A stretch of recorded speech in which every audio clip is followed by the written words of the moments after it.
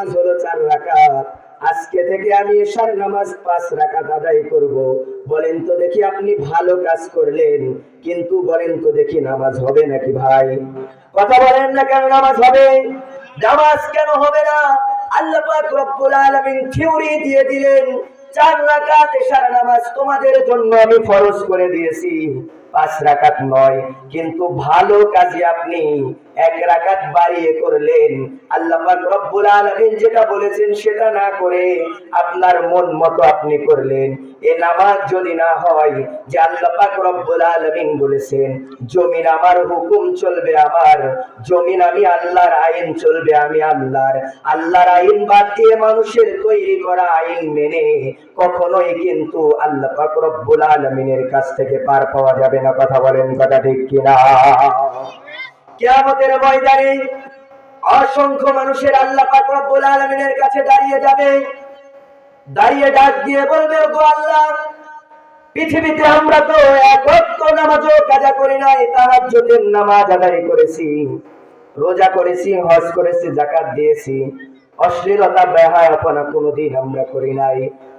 আজকে যে আমলনামা আমার হাতে দেওয়া হয়েছে, আল্লাহ পাক রব্বুল আলামিন বলবেন, ইকরা কিতাবাকা কাফা বিনাফসিকা আল-ইয়াওমা আলাইকা হাসিবা। বান্দারে, তোমার আমলনামা তুমি পড়ো।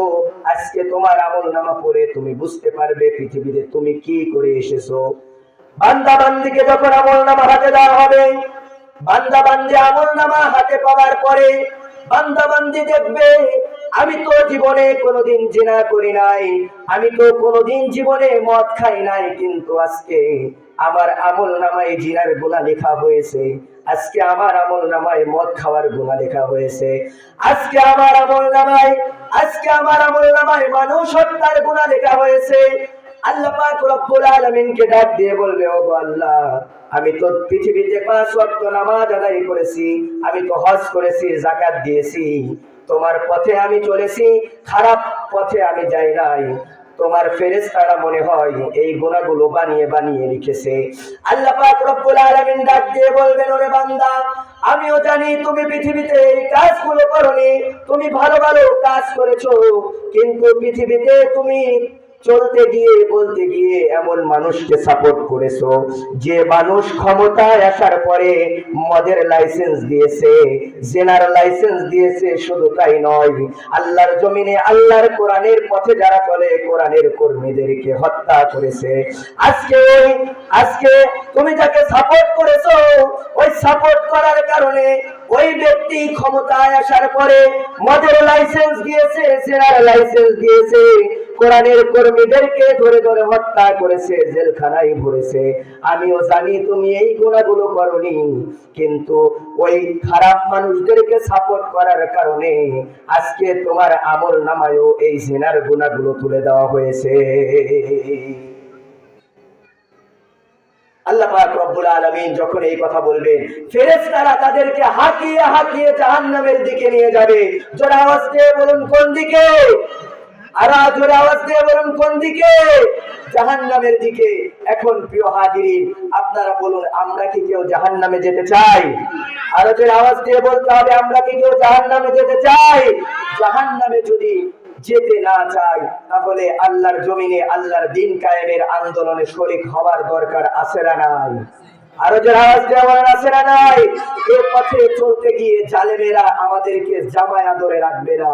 আল্লাহ পাক রব্বুল আলামিন সূরা আনকাবুতের শুরুতে বলেছেন, আহাসিবান নাস আইয়ুতরাকু আইয়াকুলু আমান্না ওয়া হুম লা ইফতানুন। জোরে বলেন আল্লাহু আকবার। আল্লাহ পাক রব্বুল আলামিন বলে, মানুষেরা কি মনে করে যে ঈমান এনেছে আর তাদেরকে এমনি এমনি ছেড়ে দেওয়া হবে? আমি কি তাদেরকে পরীক্ষা করব না? আইয়ুতরাকু আইয়াকুলু আমান্না ওয়া হুম লা ইফতানুন।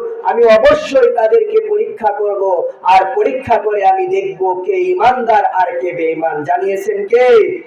আরো যে আওয়াজ দিয়ে বলুন, কে?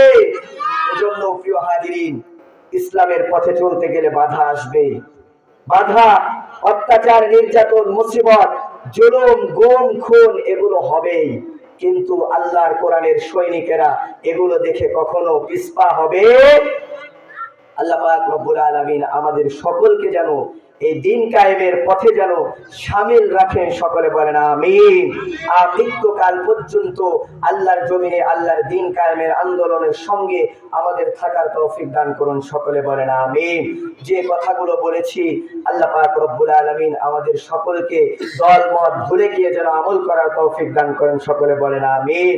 এই বলে আজকে আমি আমার আলোচনা, এলোমেলো অগোছালো আলোচনা এখানেই শেষ করছি। সকলে আমার জন্য দোয়া করবেন। ওমা তৌফিক ইল্লা বিল্লাহ। আসসালামু আলাইকুম ওয়া রাহমাতুল্লাহি ওয়া বারাকাতুহু। আলহামদুলিল্লাহ। সুপ্রিয় তাওহীদি জনতা, এতক্ষণ আমাদের মাঝে মহাগ্রন্থ পবিত্র কোরআন হাদিসের আলোকে গুরুত্বপূর্ণ আলোচনা পেশ করছিলেন